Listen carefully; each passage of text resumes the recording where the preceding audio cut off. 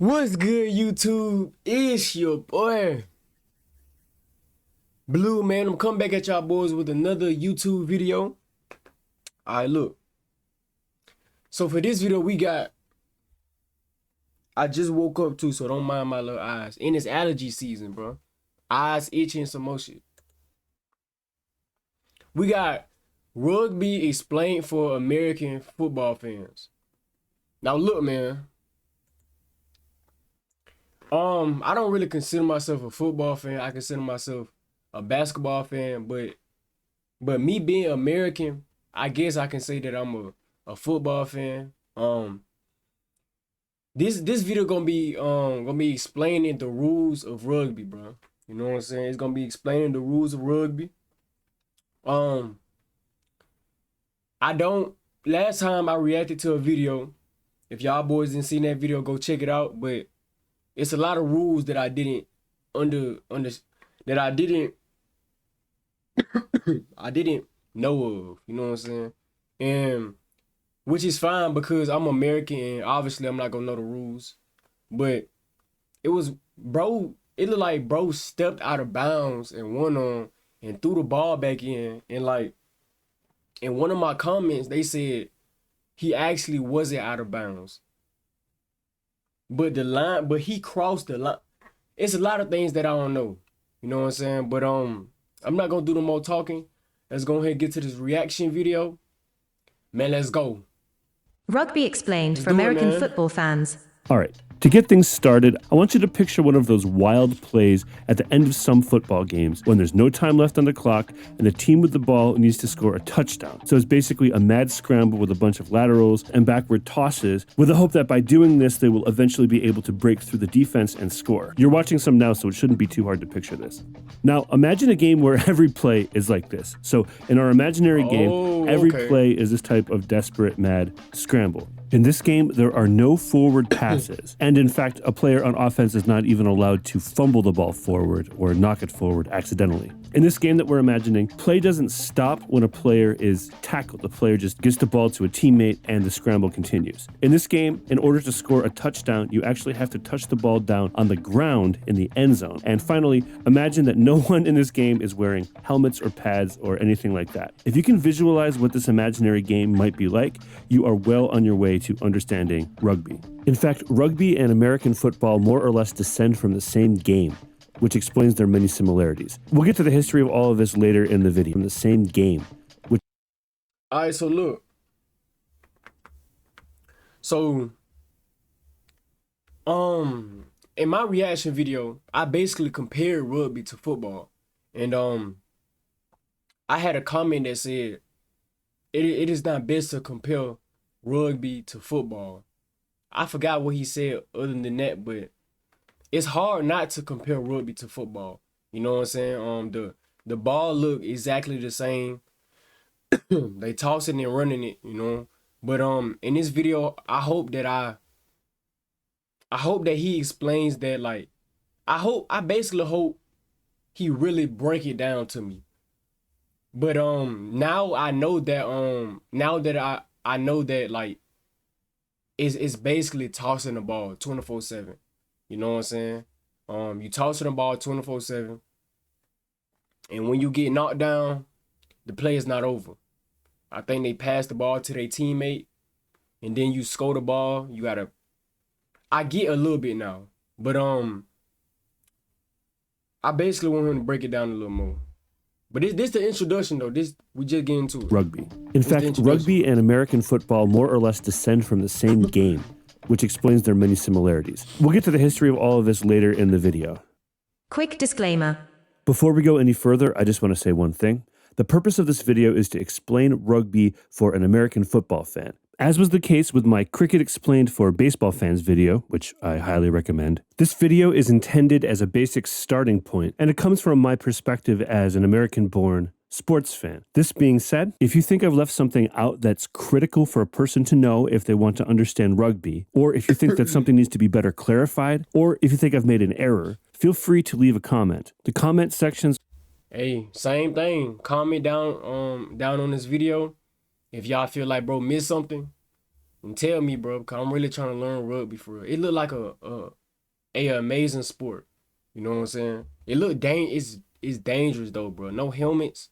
That shit dangerous, bro. Better clarified, or if you think I've made an error, feel free to leave a comment. The comment sections under my videos have been overwhelmingly positive and helpful, and I ask that you keep it that way. The 2 codes of rugby. Now, if you want to understand rugby, the first thing to know is that there are actually 2 distinct versions or codes of rugby. And these games are different enough from one another that they are usually considered to be 2 distinct sports. The older and more widely played version or code of rugby is officially called rugby union, and rugby union will be blue for the purposes of this video. The slightly, but only slightly, newer code is called rugby league officially, and this is the dominant version of rugby in Australia, especially on the East Coast, in Northern England, and in certain Pacific Island nations, including Papua New Guinea, where it's the national sport. Rugby league will be yellow for this video.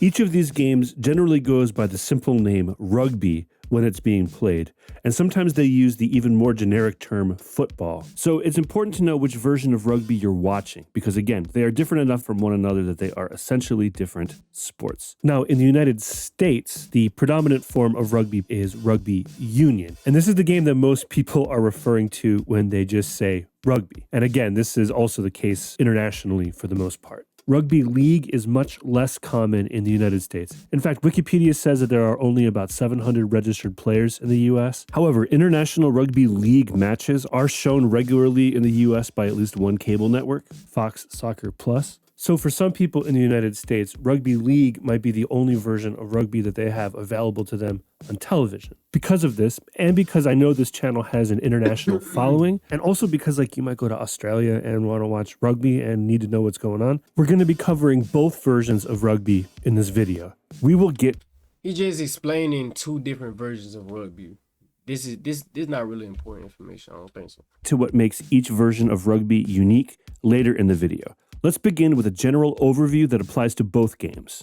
General overview. Rugby, in general, is a contact sport played without pads or helmets, contested between 2 teams of either 13 or 15 players, depending on the version of rugby. There are 7-a-side and 9-a-side versions of rugby. These are shorter and faster-paced versions of the game that are often played at festivals. Rugby is played on a field that is 100 meters long and at least 68 meters wide. So that's 109 yards long and at least 74 yards wide. The field has markings at various points, and the markings are different depending on the version of rugby being played.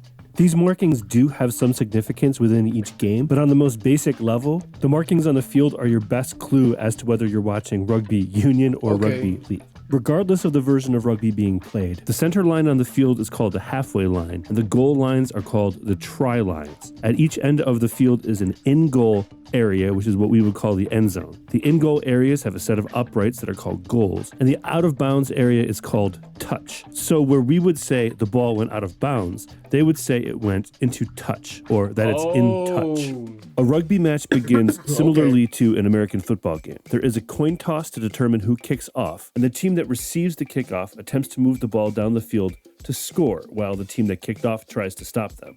The team with possession of the oval-shaped ball is allowed to move it by running with it, kicking it, or tossing it laterally or backwards. Forward passes are not allowed, and an offensive team is not even permitted to play a ball that has been knocked or fumbled forward, even if the knock or the fumble was unintentional. You are allowed to punt the ball forward.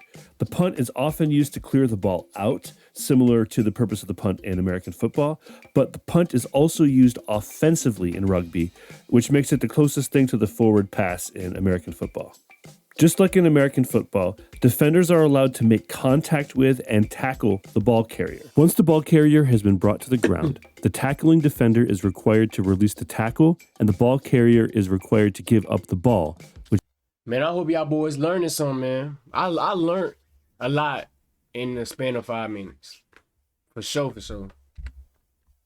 I ain't gonna lie, it's still a little confusing, but I know, the basics now.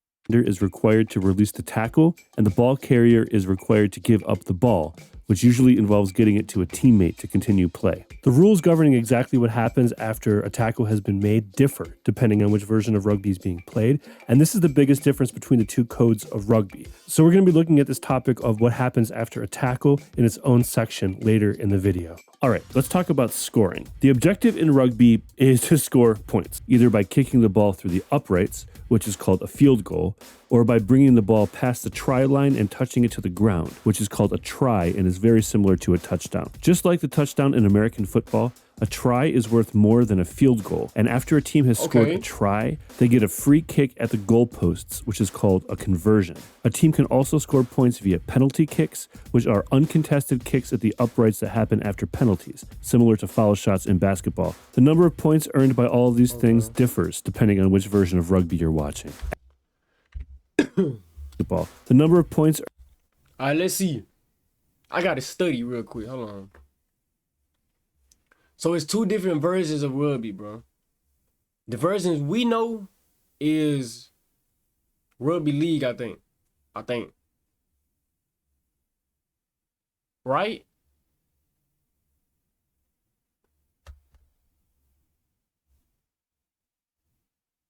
Hold on.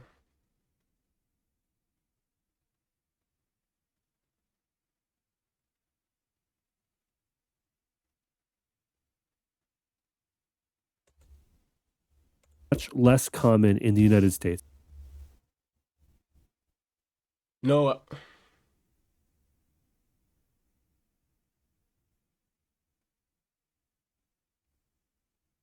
I don't know, bro. I'm confused like hell, bro. What the hell? Carrier. Once the ball carrier has been brought to the ground, the ball happens after the difference between the two codes later, and either by kicking ball to America, they get a free kicks basketball. The number of points earned by all of these things differs depending on which version of rugby you're watching. After points are scored, the team that got scored on kicks off to the team who just scored. So yeah, they go hard. A rugby player is only allowed to make a play on the ball or influence the game if they are onside.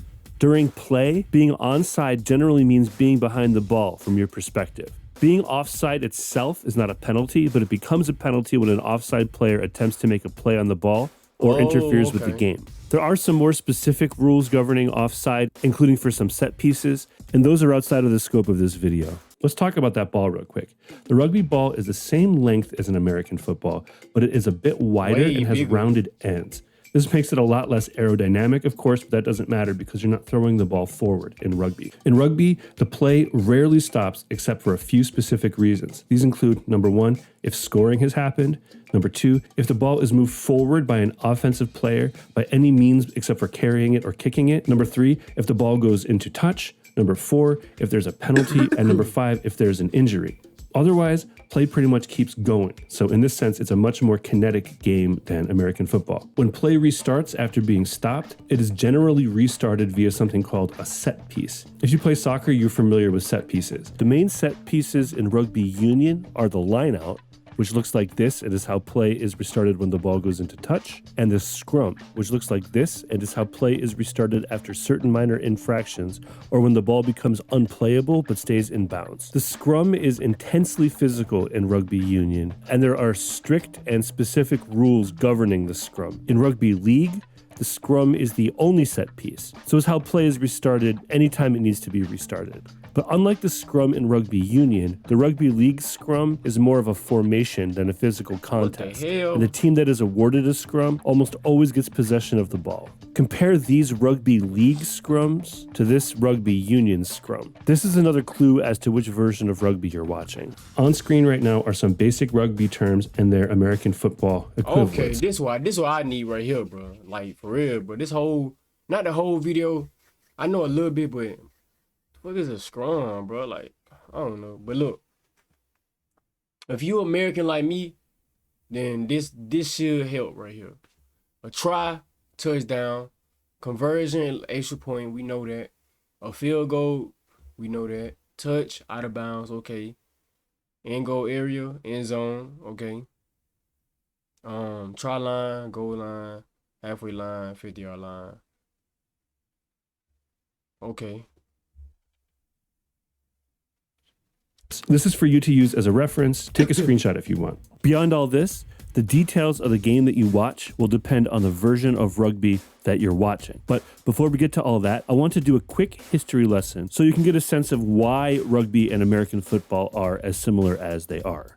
A bit of history. The easiest way to start the history portion of this video is by acknowledging that most forms of football played around the world trace their roots back to the football games played in medieval Europe and medieval England in particular. These games belong to a wider category of game that has been played around the world throughout history, in which two groups of people, and it's usually a large number of people, compete with one another to kick, carry, and or toss a ball or other object into some sort of goal or across some sort of line or into some sort of goal area, almost always through violence. This type of game was already known by the name football in England by the 1300s, and the name football appears to have been in wide use by the 1500s. Today, these medieval games are often called mob football to evoke the chaos and anarchy that define them. And football was often banned by kings and within various jurisdictions due to the destruction and injury that it brought. By the 1800s, this type of game was being played in a more organized way at schools and sporting clubs throughout the English.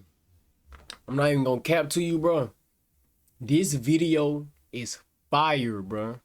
If y'all not learning anything in this video, bro, I don't know what to tell y'all. But this video right here, this man giving us a whole history lesson. This video is fire, bro. English-speaking world, including the United States and Canada. Up until the mid-1800s, each school or club played by its own rules, and these rules could differ greatly. So when schools played against one another, they had to agree on the rules of each individual match. Eventually, standard forms of football developed, and the first one to catch on widely was a version played at the Rugby school in England. This is the game that the modern forms of rugby descend from, and it was the version of football that directly inspired what we now call football in America. McGill University in Montreal was the first North American school to base their rules on rugby rules, which had been brought to Canada by British soldiers. Harvard University's football team then learned this version of football during a series of matches between the two schools in 1874. Rugby-style football soon spread to other universities, including Princeton, Yale, Tufts, Columbia, and the University of Michigan, and quickly became the most popular form of football in the United States. In fact, for the first few decades of American football, the terms rugby and football seem to have been used interchangeably. And when we look at the rule books from the time, we see that early American football resembled rugby much more closely than what we would identify as American football today. And even though American football has evolved into its own distinct sport, there are still some vestiges of its roots as what you could call a variation on rugby football. For example, we still call this a touchdown, even though we are long past the point where a player has to actually touch the ball down on the ground to score as they do in rugby. All right, I hope knowing that bit of history. I mean, if you to all my England people out there, whatever, do y'all like that rule? Like, be for real, bro. Do y'all like that rule, bro? Like, you gotta touch the ball down on the floor. Don't. It would be easy if you could just run past the line and it'll count as a touchdown. You know what I'm saying? I'm not gonna argue with y'all. You know what I'm saying? Cause I'm not gonna start a little football and rugby argument. I ain't trying to do that. The ball down on the ground to score as they do in rugby. All right, I hope knowing that bit of history helps put everything into context. Let's go on now and talk about the most significant difference between the two codes of rugby. The biggest difference between rugby union and league. As you could tell from the general overview, the two codes of rugby share a lot in common, and the majority of their differences are easily explained. And this makes sense because up until 1895, there was only one code of rugby. The split happened because a group of teams in northern England felt that they were being overlooked by the London-based Rugby Football Union, and also because they wanted to get paid. It seems unthinkable today, but the idea of a full-time professional athlete is actually a relatively new thing. And this topic is interesting enough that it probably deserves its own video. So let me know in the comments if you would be interested in that video. Anyway, so in 1895, that group of teams in Northern England created their own governing organization, which eventually became known as the Rugby Football League. And the two codes of rugby began evolving independently of one another.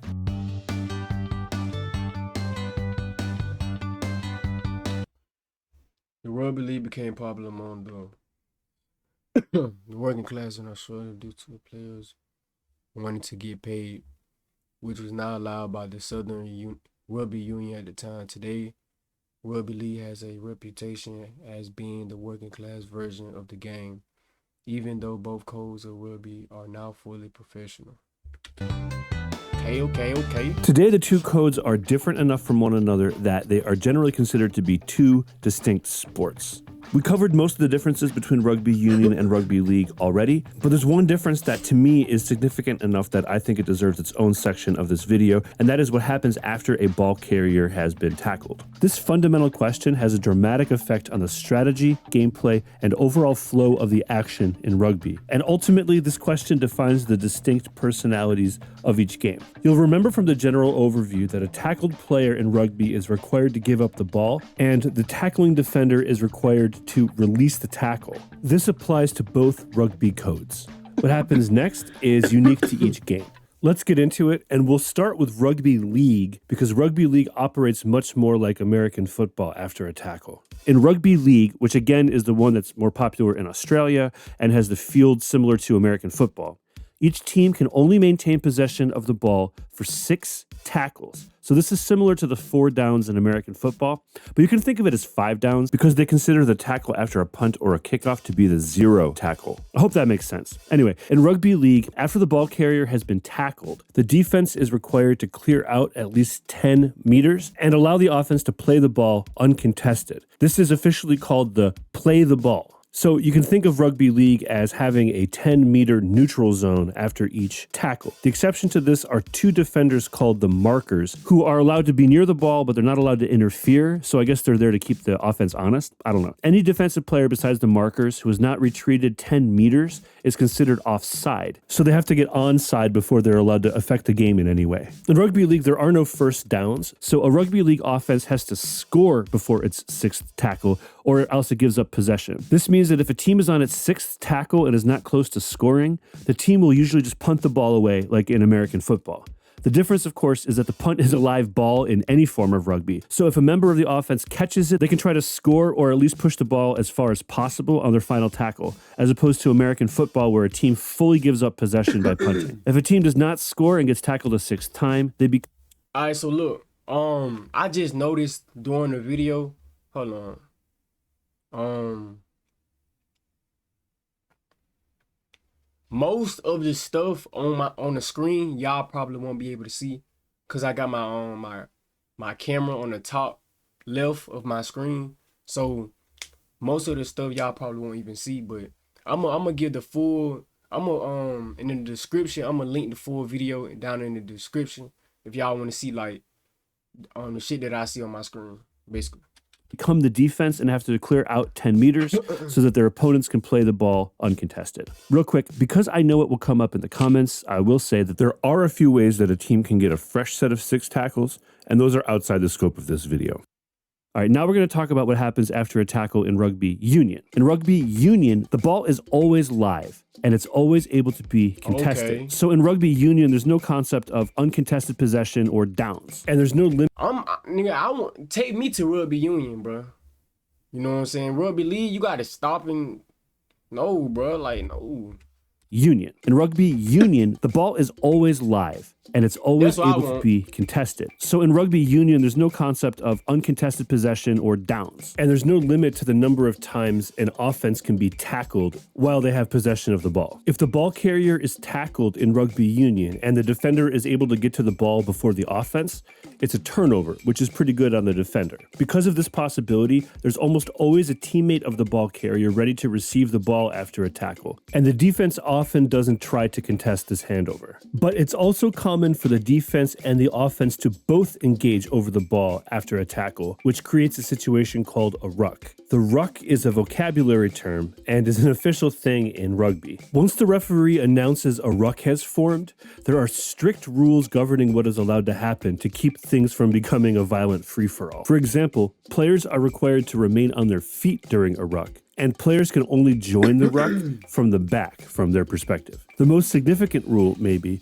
is that players are not allowed to place their hands inside the ruck, which means that players need to use their feet to bring the ball to the back of the ruck, and or players need to physically push the ruck or engage with the bodies of the opposing team so that a player at the back of the ruck or from outside of the ruck can pick up the ball. Rucks are often resolved quickly, but sometimes they get extended, for lack of a better term. That's all we're going to say about the ruck in this video. There is a link in the description if you want more information. So that's the biggest difference between rugby league and rugby union, at least.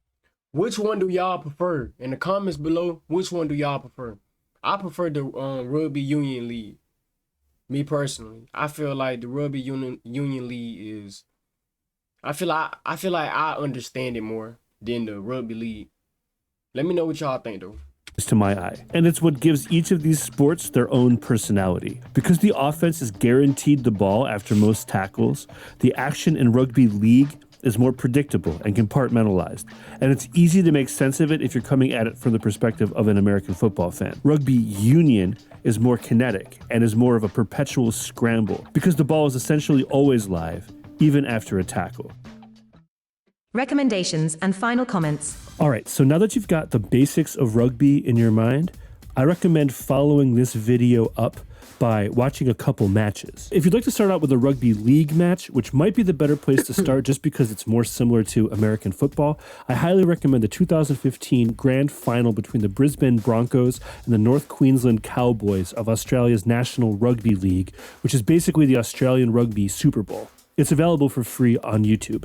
If you'd like to follow up with a rugby union match, since that's the more common version worldwide, and it's generally what people mean by the term rugby outside of the places where rugby league is specifically popular, I might actually point you towards a recent match, the 2022 Women's Rugby World Cup final between England and New Zealand. Both of the matches that I'm recommending are electric and highly competitive and very fun to watch. So they are fun regardless of how much rugby knowledge you are bringing into it. I promise you that by the end of it, you'll have a much better sense of this game. If you have further questions, feel free to leave comments. If this is anything like my Cricket Explained for Baseball Fans video, there will be rugby fans in the comments who will be happy to answer your questions. Again, the comment sections under my videos have been overwhelmingly positive, and I just ask that you keep it that way.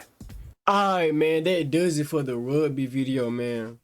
Now look, I'm not even gonna cap to you, man. Most of the video, I was confused, bro. I'm not even gonna lie to y'all boys, bro. I was just confused I was confused, bro. But I think the most important part that I learned from the video was like the history. You know what I'm saying? But other than that, well, I learned the history and like knowing that the try means touchdown, the conversions and field goal, you know what I'm saying? I learned that. I'm not even gonna lie, I learned that. But most of the other stuff, I was really confused. I know it's two different codes, two different leagues.